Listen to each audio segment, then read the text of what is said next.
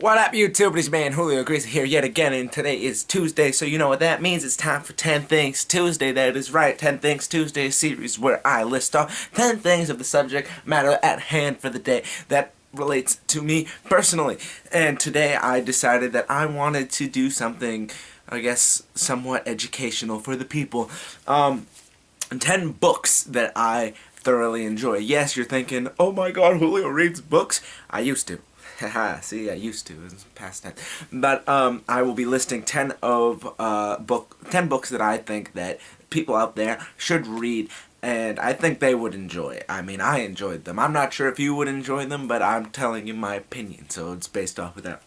So I'm going to go a little historical on it, and I'm going to go with the first one, and I'm going to say William Shakespeare's Romeo and Juliet. Yes, I know, sappy love story, blah, blah, blah, blah. It's actually a lot more than that. It's very, very perverse, and it's very, very funny and violent at the same time.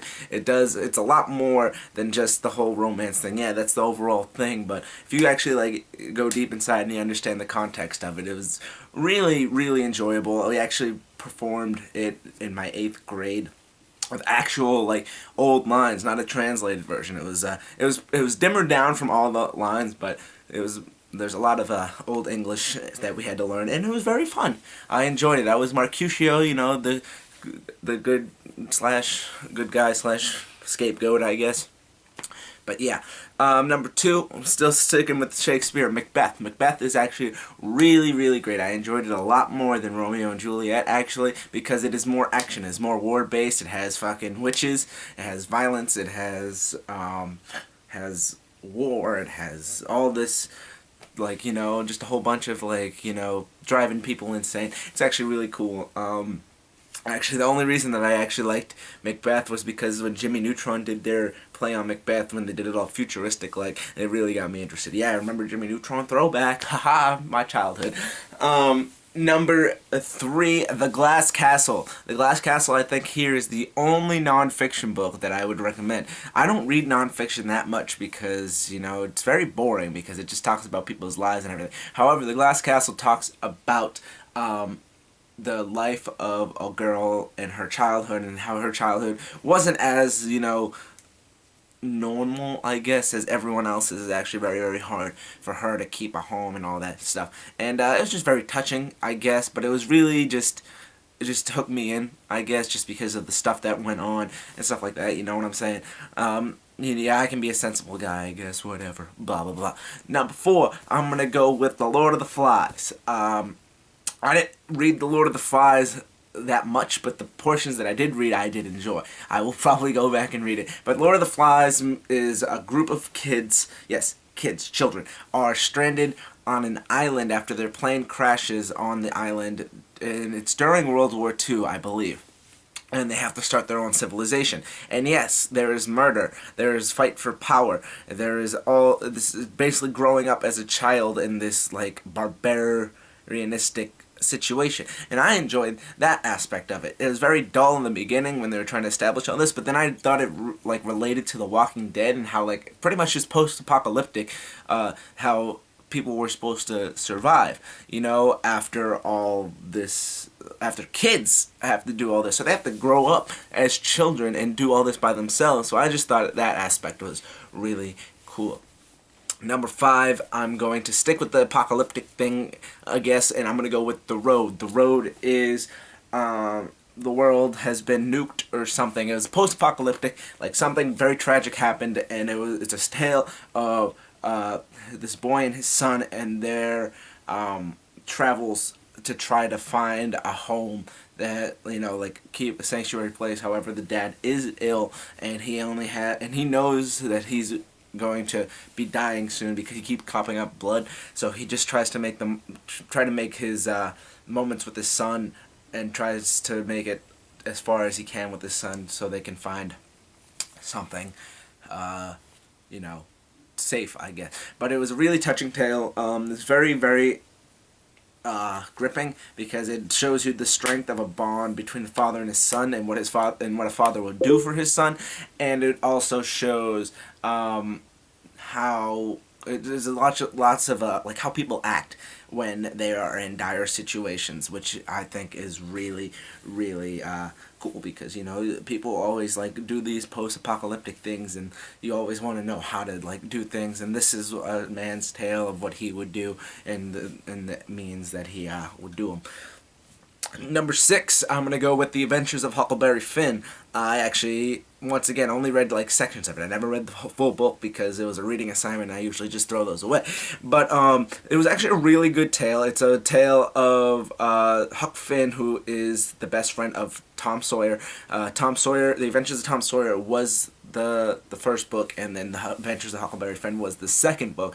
But The Adventures of Huckleberry Finn follow Tom's friend Huckleberry, and as he runs away from home, because I don't remember why, but he then has travels with his slave N-word Jim. Yes, they use that word very profusely. It's actually one of the most banned books in schools now because of the use of the N-word. They're trying to make a revised version where they take out the N-word, but I feel like the N-word is there for the historical content.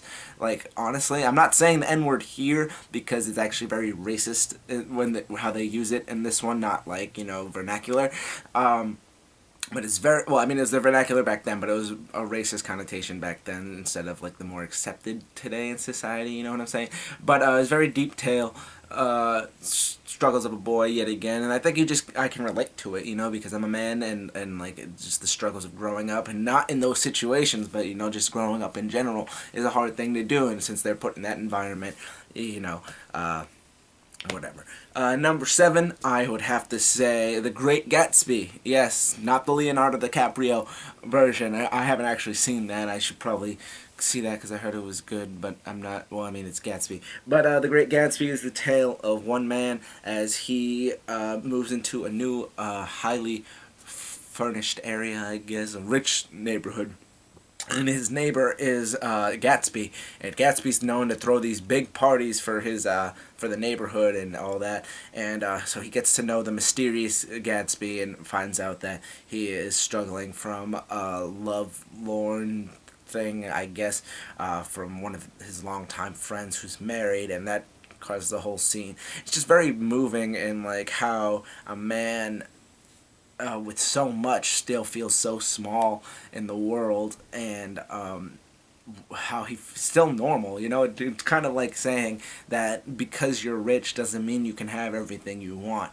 Like, you still have to like do things, and there's a whole bunch of I just really enjoyed it. I don't know why. It was just very, very cool to see like the culture back then. Well, I mean, read about the culture back then, and then just to feel like how it still relates today.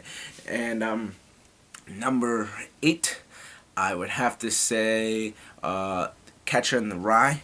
Catcher in the Rye is one of my favorite books, if not favorite, because it's about a 15-year-old, or 15 or 16-year-old, I don't know, it's been a while since I've read it, Colden Hawfield, who is our main character, who just got kicked out of his, like, I don't know, 100th school or whatever. It wasn't his 100th, but I'm just, it's been a lot of schools that he's been kicked out of, and he's going back home to his parents to tell them about his ventures and like why he got kicked out or whatever. And it follows his struggle with how his life has been.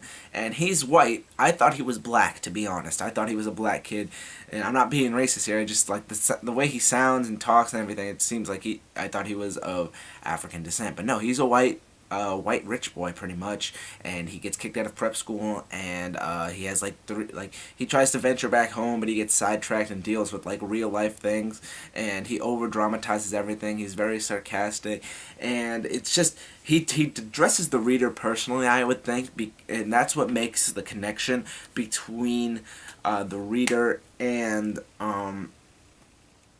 him, Holden. And it's just a really great tale. It's not that long of a book either, but I enjoyed it greatly. Number 9, like I said, these are in no particular order because I put one of my favorites at the end. But number 9 is Ethan Frome. Ethan Frome is a story about a man who's married with a wife who's very, very sick.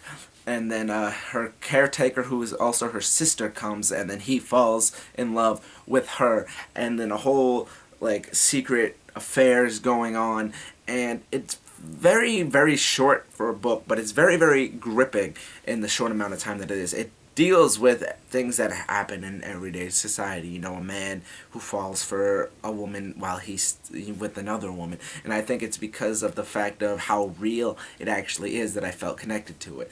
And it was, I thought that the way things worked out between everything was really good. Like, it was very surmising for the small amount of read that it was. So I enjoyed that tales for a final that I had to do. That's why I read it. And it was very, very short, but I enjoyed it. And number 10, last but not least, Perks of Being a Wallflower. Perks of Being a Wallflower, yes, there's also a movie that I have to watch, too, because I heard it was good. And I think it has Emma Watson in it, so I gotta watch it, right? Like, Hermione's always in movies.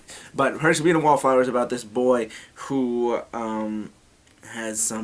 he has blackout spells, I guess, and so he started writing a journal to remember things of his life. So this book is his journal of his life, and he talks about his ventures through high school during a year or so. I believe it's a full year and the thing, and he talks about his childhood, and he goes back and forth and his talks with his English teacher. It's a very, very deep book, and I enjoyed it just, again, because of the fact that it was very personal, I guess. Like, he was very, like, personal with the reader, and like he had a connection with the reader himself, because you're reading like what he has done. And I felt it was a great book. I don't know why. I think it was just because at the time that I read it, I was of the same age that he was.